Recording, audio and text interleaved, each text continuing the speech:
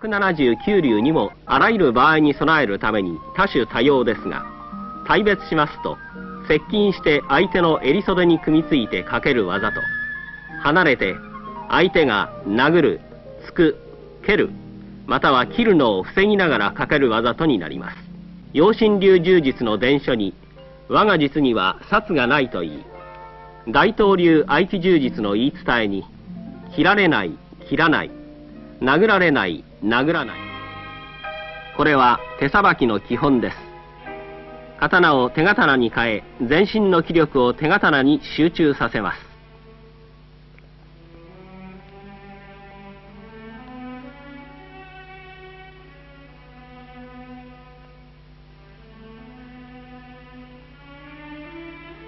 手刀の誤動作です。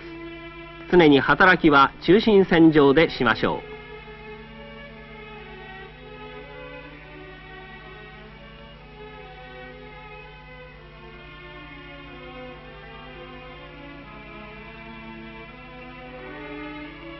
参考のため、木刀によって東方の誤動作を見てみましょう。打ち込み切り返し、突っ込み、けさ打ち、天体の打ち込み、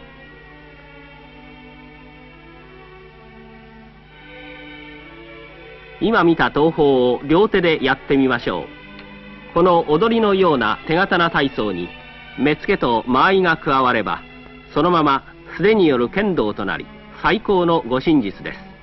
上達するにつれて、この手刀動作が合気道のすべての技に生きていることにお気づきになるでしょう。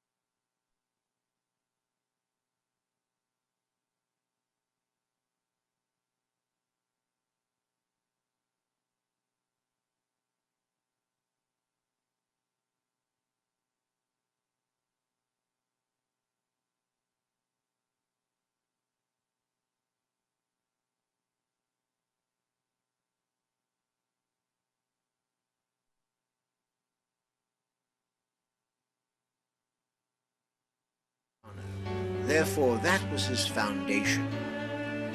Here we see a series of warm-up exercises